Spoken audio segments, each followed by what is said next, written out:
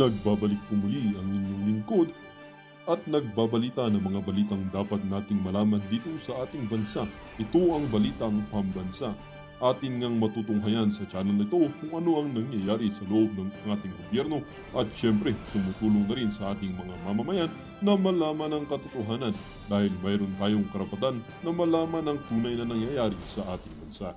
Ngunit bago natin panoorin ang balita, huwag niyo pong kakalimutan na mag-subscribe sa ating channel at pindutin ang notification bell para lagi kang maging updated sa ating mga bagong videos na ina-upload araw-araw. At sa ating mga solid viewers naman dyan ay maraming salamat naman po sa walang sawang pagsuporta. At syempre, huwag din pong kakalimutan mag-iwan ng like at i-share ang ating mga videos. At kung mayroon ka naman pang opinion, ang ating comment section ay bukas para sa inyong mga hinaing. Ito na nga mga kaibigan, ating panoorin ang buong video. Salamat po muli and God bless!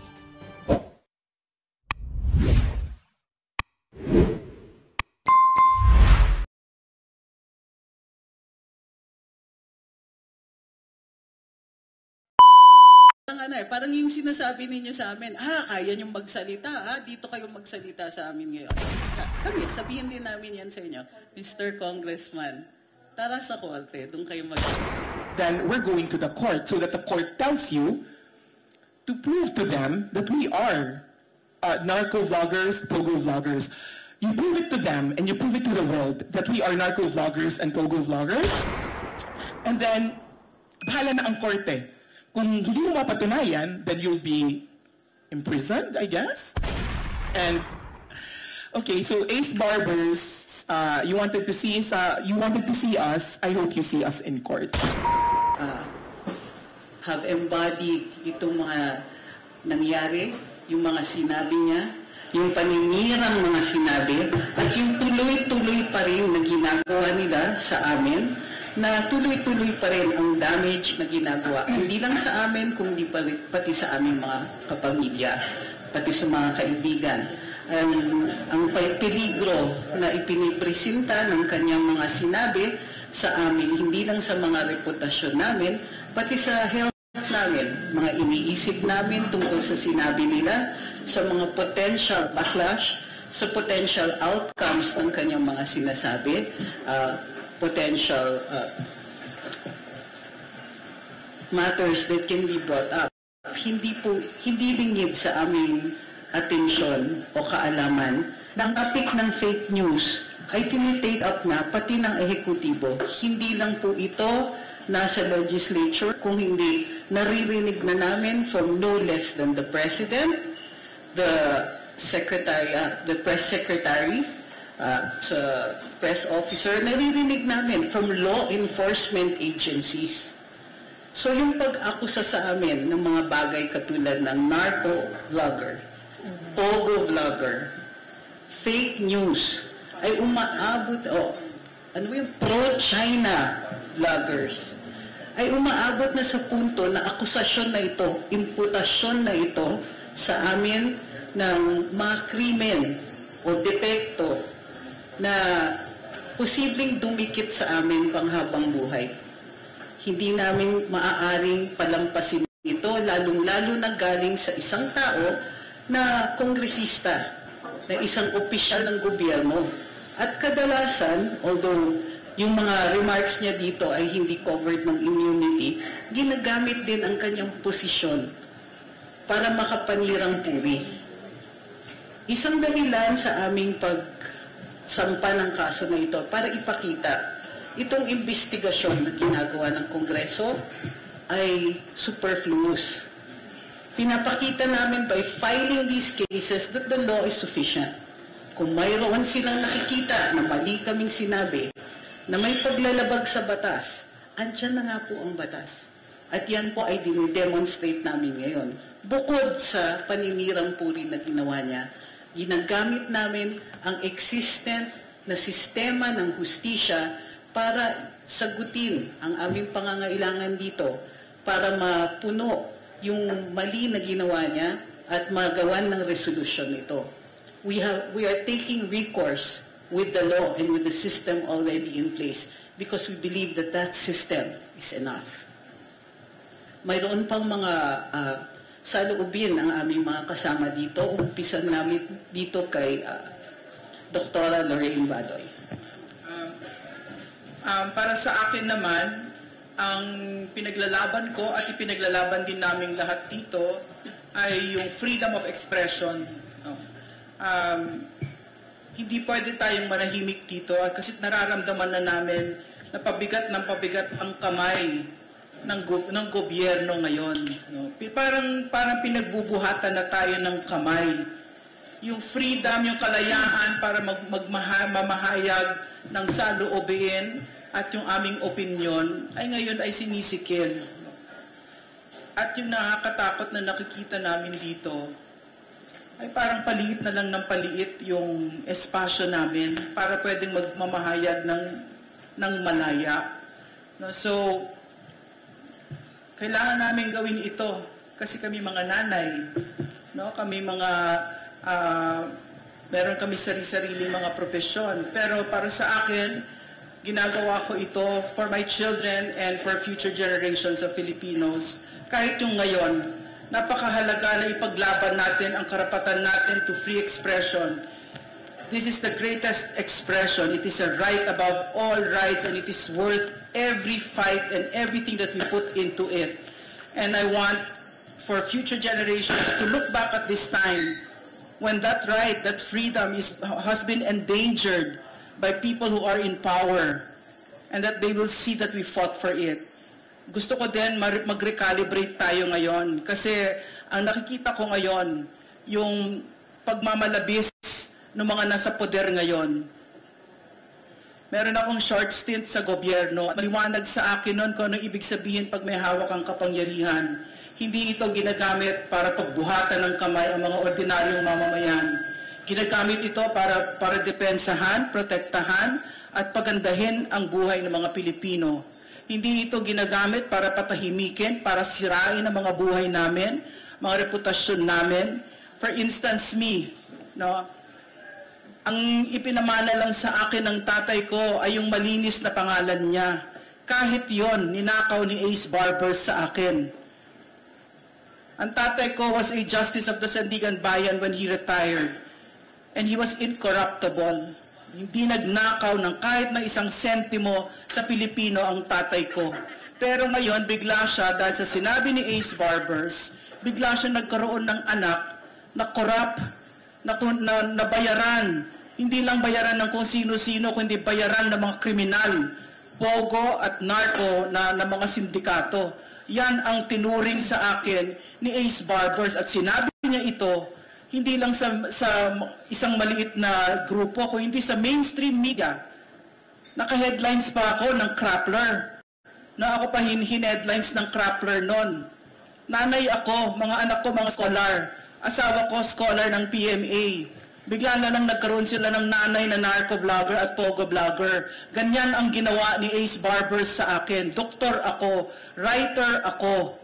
Na ang essence ng pagiging manunulat ko ay ang katotohanan. Hindi gagalaw ang ballpen ko, Mr. Ace Barbers, kapag hindi katotohanan ang sinasabi ko, katotohanan ko. Pero ang ginawa mo, tinanggal mo lahat yon. Everything that is precious to me, the gift of a good name. Ang tatay ko hindi nagnakaw sa Pilipino at pwede kong sabihin yon at walang kokontra sa akin kasi totoo yan. He was never part of the most corrupt budget in the entire country's history. Never. He was a congressman as well. No? So, that one, Ace Barbers stole from me, and I think he has to be made accountable for that. Si Ms. Joey Cruz. Hello. Magandang gabi sa inyong lahat.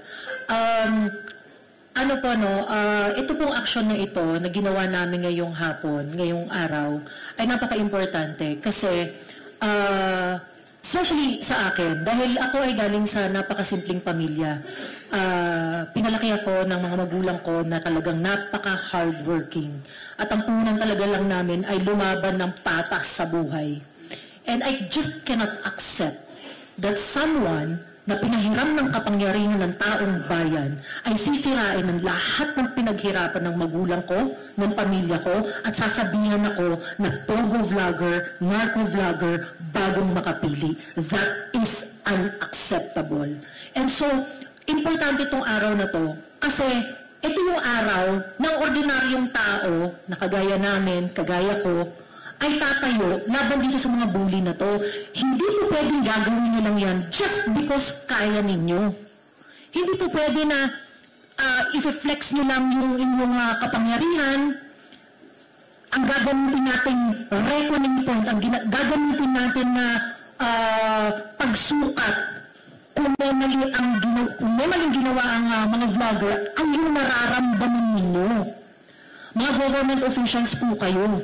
Kayo po ay halang ng bayan. Pinahiram lang kayo ng kapangyarihan. At yung kapangyarihan na yun, hindi nyo dapat ginagamit laban sa mga taong nagluklok sa inyo. And so, ito pong ginawa po namin ngayong araw na ito. Ito po ay bagay na gusto naming itatak sa lahat ng mga Pilipino na gusto at nangangarap ng isang mas magandang Pilipinas. How are we going to achieve it? Sa pagtatama ng mali. At paano natin maitatama yung mali kung hindi natin masasabi iyon? So, para sa akin, hindi ako papayag na ang mga pinaghirapan ng mga taong katulad ko, ng mga kasama ko ngayon ngayong gabi na to, ay pabaliwalain lang at talagang hihirakan lang, tatapak-tapakan lang nitong mga kongresistang ito, lalong-lalo na ni Congressman Ace Barbers. At walang habas na sasabihin sa lahat ng puntahan niyang media interviews na nilalabanan nila puno ang mga narco vloggers at saka mga pogo vloggers at eventually nga ang mga katauhan pala na yun, ang mga tinuturo pala nila na yun ay kami. Masakit po na matawag na gano'n lalo na sa isang tao na never akong na-involve sa drugs. Ako po ay galit sa sugal. At pagkatapos, sasabihan ka ng ganun-ganun lang.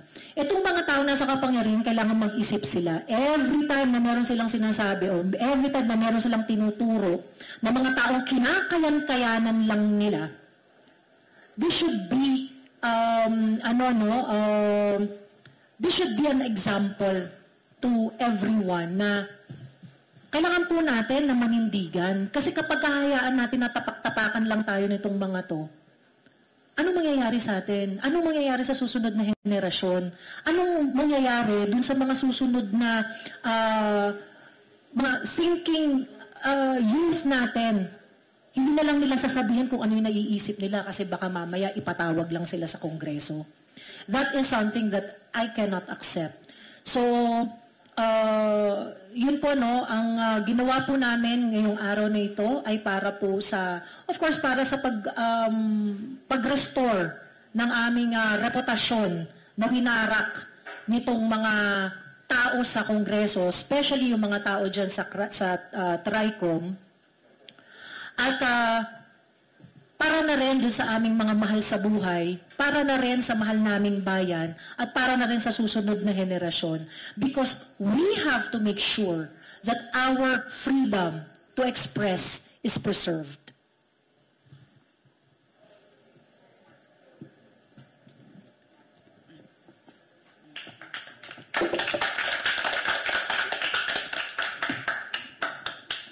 Sir Mark Lopez.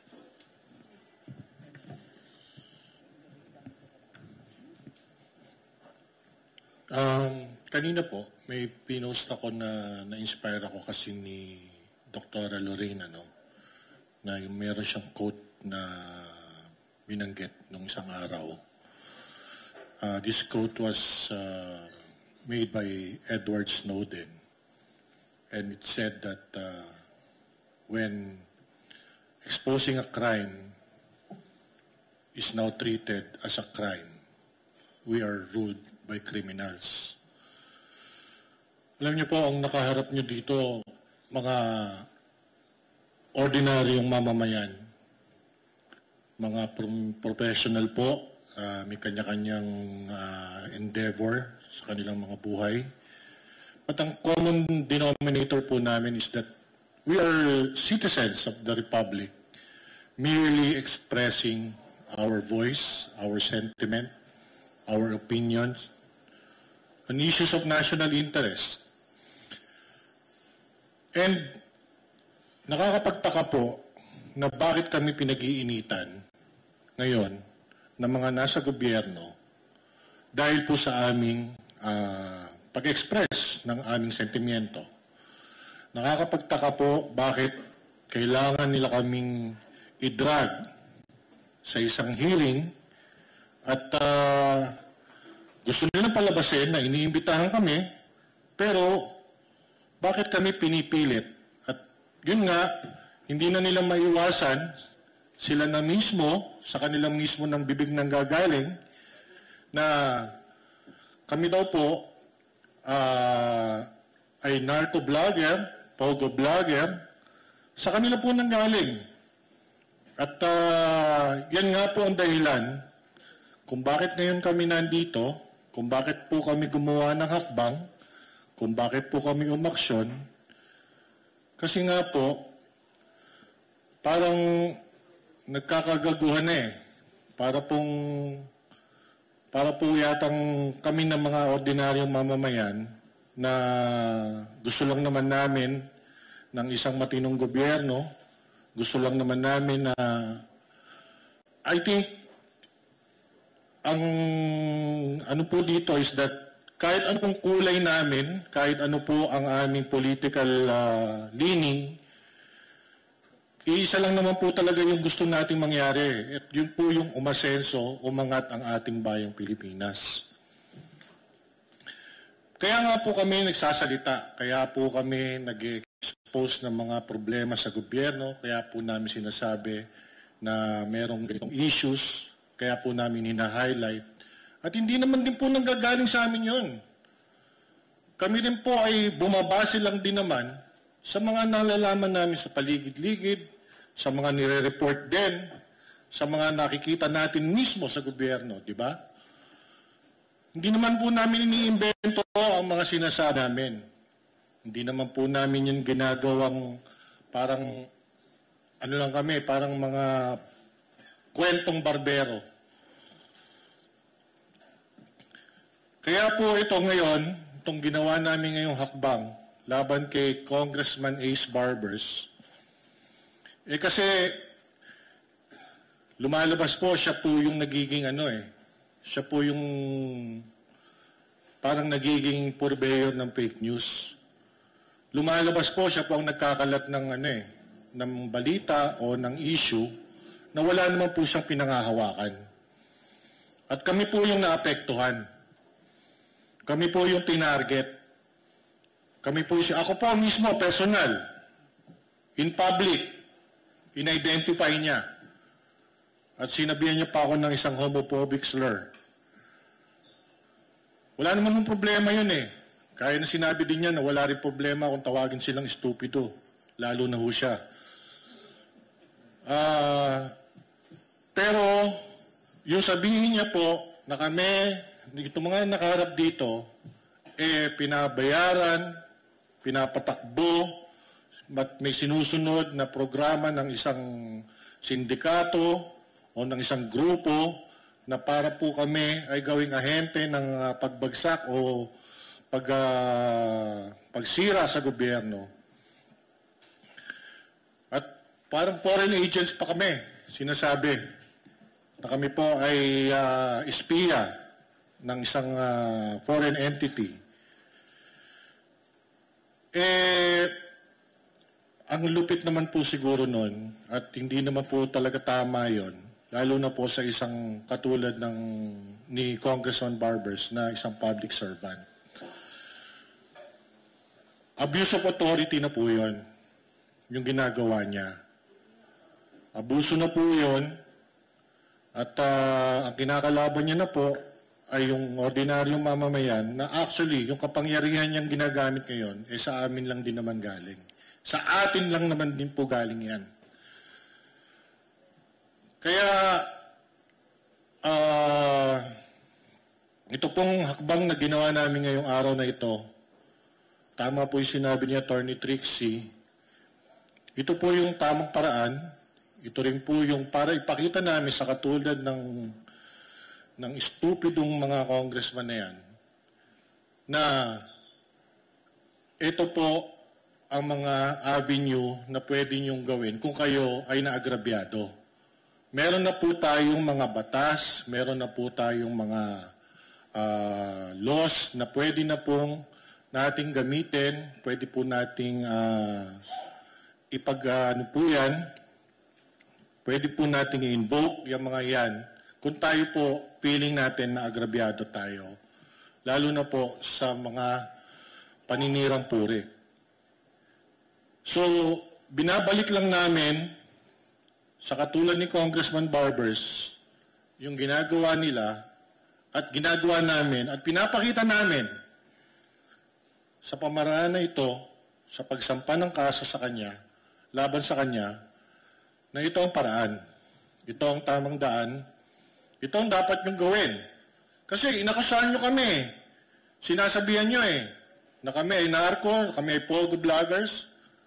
Kaya dapat, kung meron kayong ebidensya, dapat nagsampa kayo ng kaso. Di ba?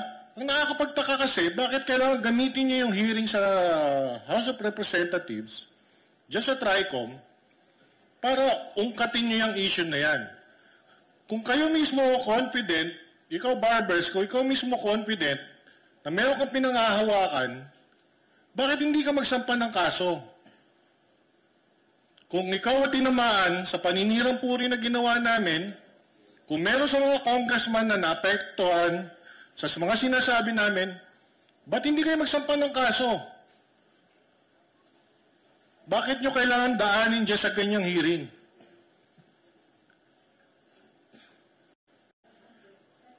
So yan po mga kababayan, no? Yan po lang yung gusto naming maging mensahe dito sa aming ginawa.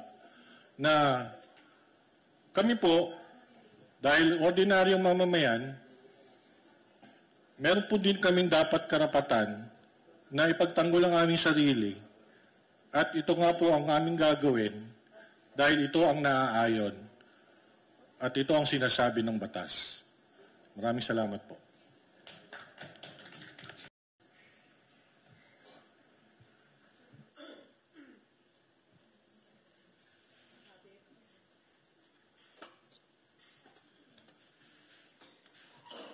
Nina ni Coco, hindi kami iyakin. Ako lang yata. Pasensya na. As I was on my way here, kasi, syempre, yung mga anak ko, apektado rin, di ba?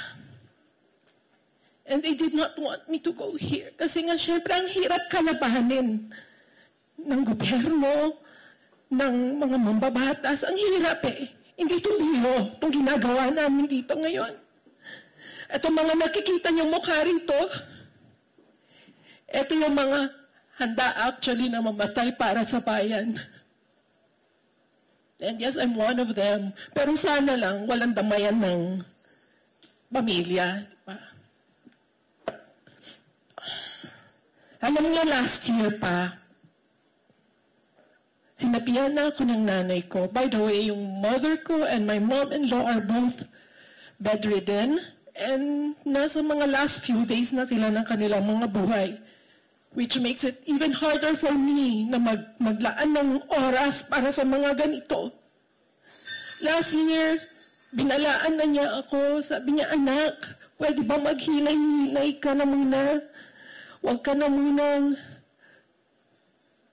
makikitang malapit sa mga Duterte because I'm sure pag-iinitan ka. Huwag ka na munang kumontra o mag-criticize sa gobyerno.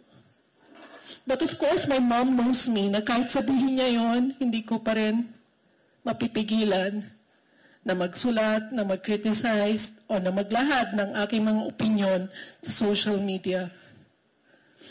And then just few months ago, inulit niya ulit, anak, tignan mo, pag-iinitan na kayo, ganyan-ganyan. tigilan mo na muna kasi kita mo, hindi ako makatayo. Paano kita dadalawin sa kulungan? Diba? I mean, nagagawa pa niyang biruin ako, but it hurts sa nanay ko. And sa akin din, because masunurin akong anak. But kung kailan ako tumanda, tsaka ako naging pasaway. At kaya ako sumusuway sa magulang ko ngayon kasi magulang na rin ako eh. I'm a mother of 2. And ginagawa ko to para sa mga anak ko at para rin sa mga anak niyo. Dahil kung lahat tayo tatahimik, pag ang kalayaan at karapatan nating magsalita ay tuluyan ng masikil, all our other freedoms will erode. Isa-isa na yan. Mas lalakas pa ang loob ng mga korap para gawin ang kanilang mga karumal-dumal na pagnanakaw. Kung kami ngayon ay mapatahimik at kung kayo rin ay matakot na baka malagay din kayo sa sitwasyon na kinalalagyan namin ngayon.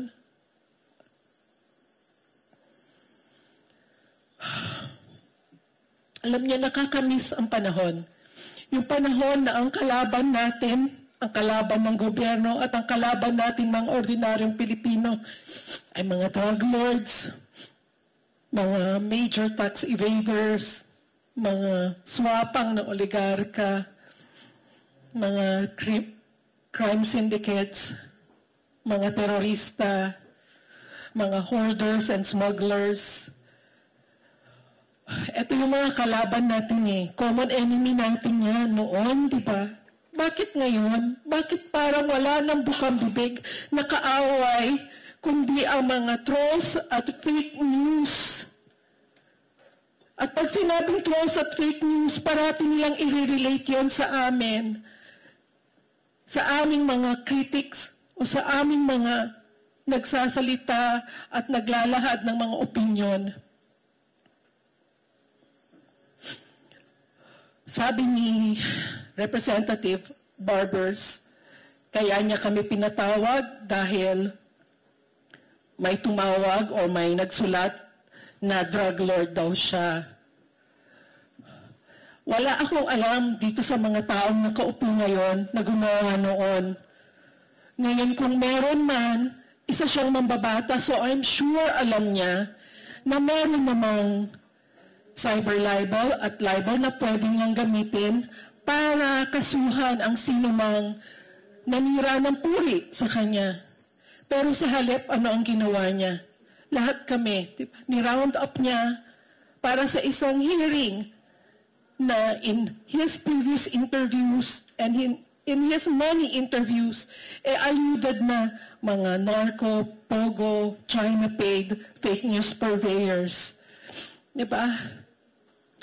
Sana, Congressman, kung nasaktan ka at ang pamilya mo sa pagtawag sa'yo na drug lord, sana naisip mo rin kung ano ang nararamdaman ng mga pamilya namin, ng mga anak namin, ng mga ina namin na nasa katandaan na. Nung kayo ay nagsalita at tinawag kami or nilabel kami, although indirectly, pero in-identify kaagad ng publiko na kami yon dahil sa mga sunod-sunod mong mga interview before, during, and after the hearing. Sana naisip mo anong magiging epekto noon sa mga anak din namin, di ba?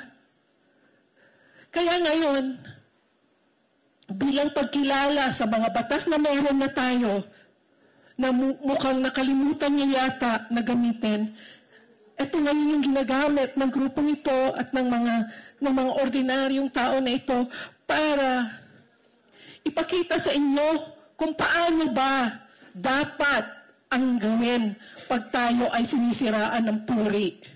Hindi dapat dinadala sa Kongreso kung saan walang kalaban-laban ang kabilang panig. Dalhin po natin sa korte nang sa gayon, makita, mailahad at matimbang ang mga ebidensyang meron tayo. Huwag sana nating gamitin ang ating mga kapangyarihan para manakot ng mga ordinaryo Pilipino na naglalahad lamang ng opinyon.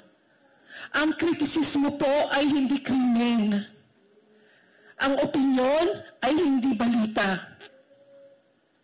At ang dissent or ang pagsalungat, pagpuna, pagkontra ay hindi rin disinformation. Ito po ay parte ng ating kalayaan, ng ating karapatan na mamahayag. Fundamental right po ito ng bawat Pilipino. Huwag nating hayaang mawala at huwag nating hayaang sikilin ang ating karapatang ito. Salamat, MJ. Ms. Crisette Chu. Hello. Hi. I'd like to address my fellow Filipinos kasi I just want to clarify na baka akala nyo kami yung tinatakot. Hindi kami yung tinatakot, kayo ang tinatakot. We are just being made examples that if they can do this to us who have a huge following, who have presence in social media, they can do it to you. When they go to June Abinas's house at midnight and say that kukunin yung gadgets niya kasi ang kaso niya unlawful utterances, it's a warning to you that if you ever cross the line or if you offend them, they're also going to go after you. Baka you think, you look at us and think, it's okay because they deserve it. We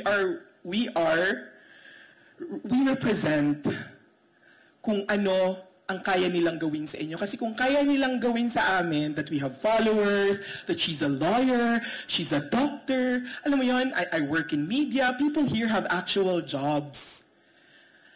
And they want us to be made examples. Kasi they want you to fear criticizing them. So, nakikita nyo kami, either you're happy, whether you're happy that we're going through this or you're sad that we're going through this, just so you know, just so it's clear to everyone, we're just examples of what they're capable of doing when you criticize them. And this is why we are suing Ace Barbers. We are not suing them for us. Ako, personally, I'm suing him for all the Filipinos na siguro takot or hindi alam kung anong gagawin pag sa kanila gawin to.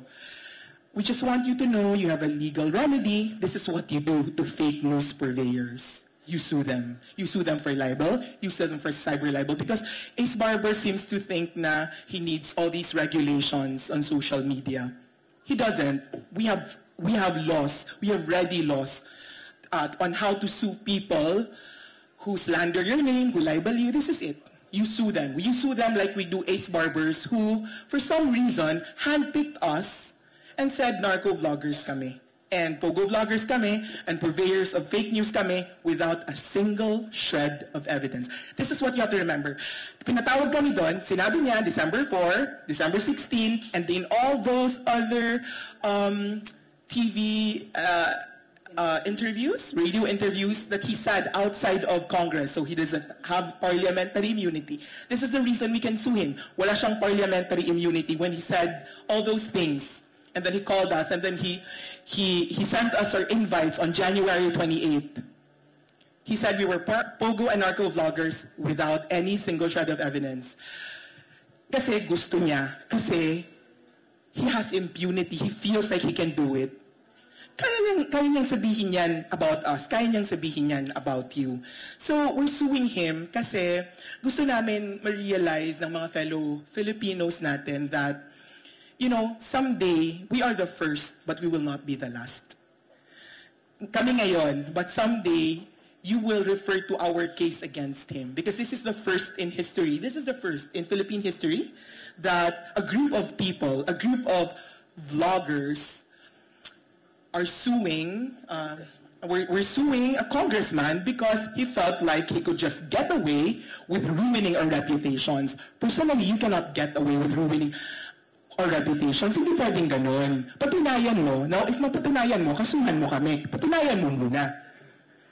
Since we do not have the power to say that to you in the HR, if you call us during the hearing, then we're going to the court so that the court tells you to prove to them that we are narco vloggers, pogo vloggers. You prove it to them and you prove it to the world that we are narco vloggers and pogo vloggers. And then, bahala na ang korte. Kung hindi mo mapatunayan, then you'll be imprisoned, I guess. And Kathy Binag will also sue you for so much. She's going to sue you because she's the one with money. So anyway, pag hindi mo napatunayan, then I'm so sorry, you'll also go to jail the way, you know, regular people who lie and slander other people go to jail. So to my fellow Filipinos, this is not just for us. Kasi totoo lang, it's easy to fold. It is. It is easy to shut up. Like, for example, tinatakot-takot kami. Like, for example, my family would say, tumigil ka na nga lang, ano ba nakukuha mo? Wala. I don't know. I don't know ano nakukuha kasi sa puso ko, I feel the need to fight. I see Duterte who's 80 years old, still fighting. I see people lining up outside PGH. Alam mo yun, every day you want to give up kasi wala ka naman talagang nakukuha. And for some reason, God reminds you, or your fellow Filipinos remind you that you were given a voice for a reason. So that's why we fight. Because for some reason, we're here, we have voices, and the right way to use that voice is, you know, we have to fight for what's right. So, yun lang sasabihin ko na, ano ba sasabihin ko? Yun lang. Okay, so Ace Barbers, you wanted to see us. I hope you see us in court. Ms. Kathy Binag. Magandang gabi po sa inyong lahat. And yes, magpa-file po ako or kami ng damages after ng kasong ito. Alam niyo ho, nung lumabas ho ako at nagsalita ako at nagdesisyon ako magsalita against sa ating presidente sa kanilang ginagawa or vision nila sa paggamit ng droga, lahat ho, alam ko na may mangyayari sa akin. Alam ko na meron hong pwedeng pumatay sa akin. Alam ko na malalagay sa alanganin ang pamilya ko. At alam ko marami akong kaibigan na mawawala. At nangyari ho. Pero pinili ko pa rin pong magpatuloy kasi yun lang ho yung kaya kong ibigay para tumatanda na rin ako. And ang hirap din ho sa sitwasyon ko kasi both my parents namatay na ho. Wala akong magulang. And I have 5 kids, 4 na babae. At matitino, matatalino, mababait. I'm so proud of them. And eto lang yun. Yun, katulad nila, Crisette, kami lahat dito. Wala ko kaming inihingi. Hindi ko kami naghanap ng posisyon. Hindi kami nagpapasikat. Anong papasikat? Sikat ka, mamamatay ka. Yan ba yung sikat? Isinasalang mo yung buhay mo. Hindi po joke yung ginagawa namin. Sabi nila, may isa nga akong friend, sabi, why is Cathy, she went ballistic na. Sabi ko, ballistic na kung ballistic. As long nagsasabi ka ng totoo. Ako hindi ko maintindihan yung nangyayari ngayon. Sa ating mga politiko o leader natin sa ating bansa, dapat ho, kung kayo ho ay kinikriticize, tanggapin niyo ho, pray for it, pag-isipan nyo, and tingnan niyo ho yung sarili niyo sa salamin, kung tama ba o mali yung ginagawa niyo. Ang nakikita ko ho dito, yung nangyayari ho sa amin ngayon, hindi na ho to bago sa akin. Nangyari ho to sa akin. Simula 2021 hanggang ngayon. Yung pagbubuli ng tuloy-tuloy. Yung ginagawa nila, sabi ko nga sa'yo, kaya nga ako natauhan. Yung ginagawa nila kay VP na panggigipit, duwag naman ho yung mga yan eh. Manggagamit ho yan. Gagamit sila ng tao para manakit. Gagamit sila ng mga tao para sila yung gumalaw para sa kanila. Pero sabihin mong sila itself ang gagawin, hindi na gagawin. Kaya sa inyo, na akala nyo kakampi nyo yan, kasi ginagamit kayo, collateral damage lang kayo. Look what happened. Di ba ang dami lang tinanggal ngayon sa mga trabahador nila dyan sa gobyerno? Nagki-cleaning daw sila kasi feeling nila yung loyalty, naglo-loyalty check sila. So, lahat po kayo disposable. Lahat po kayo itatapon. Pag tapos na sa inyo, itatapon na kayo. Attorney Trixie, Attorney Vic Rodriguez, VP Sara. So, don't think na kayo ngayon na nakaupo, magtatagal kayo dyan. Lahat kayo basura. Lahat kayo trapo. Lahat kayo gamit sa kanila na pag pinagsawaan na or wala na silang pakinabang, itatapon lang din nila kayo. Sa mga tinanggal sa trabaho, magsalita ho kayo. Sa PSG, sa security, sa mga empleyado ng gobyernong tinanggal, magsalita ho kayo. Huwag ho tayong matakot sa kanila. Kasi yung ginagawa nila sa akin, sa amin, katulad ng mga kasama ko dito na sinasabi nila na tinatakot kami. Yun, sabi nga ni Crisette, it's easy to fold. It's easy to umatras ka na tumigil ka. Pero pag tumigil po kami, sino pa pong magsasalita para sa inyo? Kami ho, never ho kaming naglabas ng chismis. Never ho kami, hindi ho theory. Facts, kinukuha ho namin sa kwento nila, the way sila mag-hearing, lahat ng nilalabas sa media, lahat ho, doon namin dinadissect yun. Doon namin kinukuha yun, tapos bibigay kami ng aming opinion sa nakikita namin. At yan po ang karapatan natin bilang Pilipino. Kasi democratic country tayo. Dapat ho talaga may freedom of speech, dapat nagagamit natin. Huwag ho kayong tumakbo kung ayaw yung maging makriticize. Ang bawat Pilipino ay may karapatang i-question kung ano yung pagkakamali ng sino mang leader na nakaupo sa inyong pwesto. Ngayon, sorry, talaga. Ngayon po, wag na lang mo kayong tumakbo. Ngayon sa darating pong eleksyon, ang mamamayang Pilipino, tayo po ang bida. Bumoto po kayo ng tama. Tanggalin mo ang mga congressman na walang prinsipyo at natakot na mawalan ng pondo kasi sabi na, napilitan kami. Kasi mawawalan kami ng budget. Ano ba mas importante? Pera o mamamayang Pilipino? Do you think that the Filipino people will never understand your situation, yung sitwasyon nyo, na iniipit kayo? Mas mamahalin mo kayo. Kasi principled kayo. Kasi may integridad kayo. Pero mas pinili nyo na kung ano yung mapapakinabangan nyo more than, tsaka yung posisyon nyo more than sa mamamayang Pilipino. Yun lang po. Kaya dapat po, iboto natin, palitan nyo na yung mga congressman dyan na bumoto. So magalit na kayo. Kasi yung katotohanan eh. Mas may bayag pa nga itong mga to, nakakapagsalita, tapos binubuli nyo. Magpakalalaki kayo at matuto kayong gumayang. Women's Month ngayon, may nagsalita, sabi ni Martin, suportahan ng kababaihan. Martin, naging kaibigan kita minsan. Hindi ko in-expect na magiging ganyang kakasama. May asawa ka. Buhay pa ba nanay mo, hindi ko alam. Pero eto lahat kami, mga babae, ina. Hindi ako naniniwala sa sinasabi mo. So, kasi eto ginagawa mo sa amin eh. Magpakalalaki kayo at matuto kayong gumalang at panindigan nyo yung pagiging politician nyo na ang inyong layunin is para sa ikabubuti ng ating bansa at mamayang Pilipino. Maraming salamat po. Salamat. Irit muna ako ha. Kasi introduction yung kanina. Ang nakikita natin dito may disparity, may pagkakaiba. Congressman yung kalaban namin dito. Ang isang kongresista, bukod sa bahagi siya ng isang body, ng legislature na may power of the purse, may power gumawa ng batas, may influence, may mandato, may power to cite in contempt, may power, mandami niyang powers.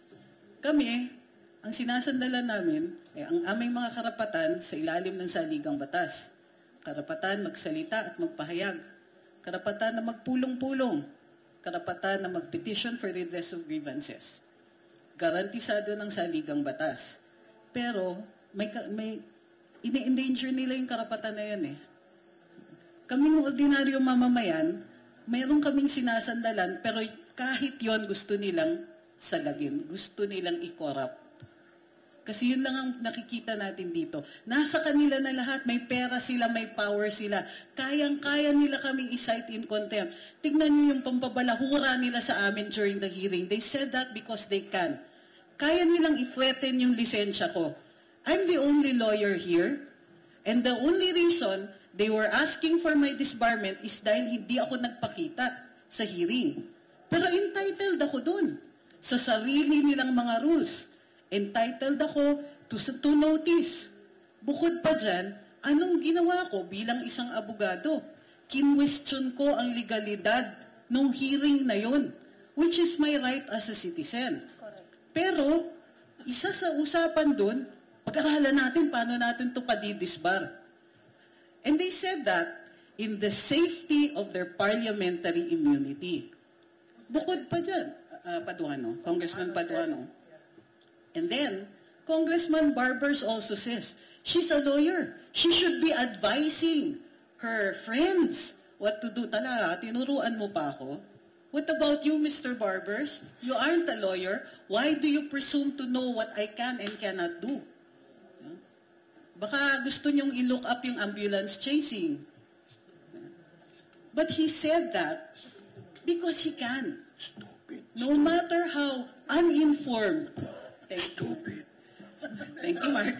No matter how uninformed, di ba? No matter how out of place, no matter kung paano siya makapanira, kaya niyang sabihin yun. Ang gusto niya, kunin niya yung karapatan namin na magsalita in the same way that he does. Pwede tayong magsalita to check our government officials kasi nakaupo sila by the power of our vote, nakaupo sila being paid by our taxpayers' money. Pero gusto nila limitahin yung karapatan na yon under the guise of fake news. O sige, fake news, hindi man nila ma-define ang fake news. Aminado sila walang batas sa fake news. Aminado sila na even the press secretary says, pag-aaralan pa namin. And Congress's inquiry is, pag-aaralan pa namin. Pero anong ginawa nila nung di kami dumating? Nagpa-imbestiga sa BIR kung nagbabayad kami ng buwis. Tayo ba may power to do that? Taxes, our tax returns are confidential in nature. In the same way na pinakialaman ng mga kongresista ang COA reports tungkol kay Vice President Inday, na confidential habang hindi pa tapos yung pagsusuri, gayon ang ginagawa sa aming tax returns. Sino ba sa kanila ang willing na magpakita ng kanilang salin? Ha? Kung gusto niyo lumaban, sige, pero magdidemand ako laban patas. You show me yours, I'll show you mine. Yes. Labas niyo salin niyo. Labasan.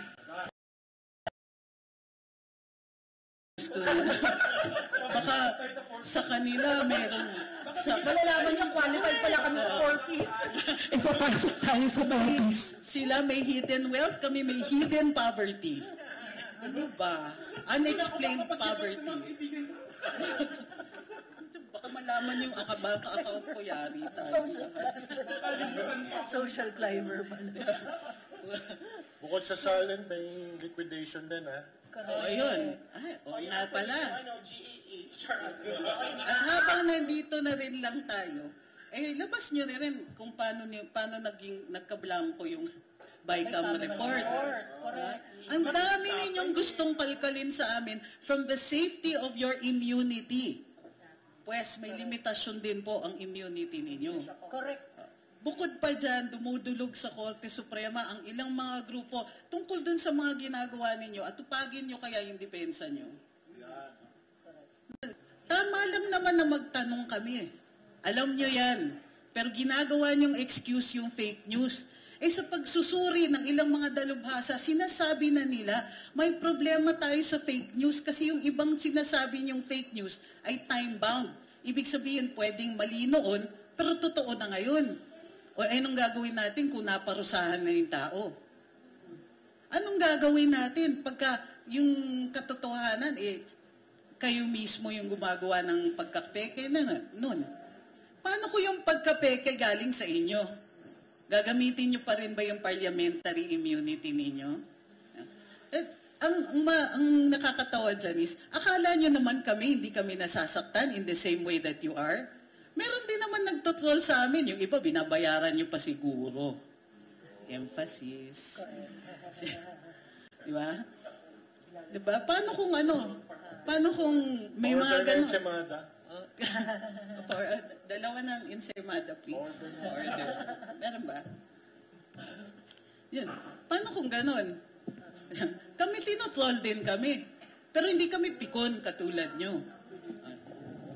And in fact, alam namin na kaya lang ninyo ginagawa yan because you are enjoying your power a little too much.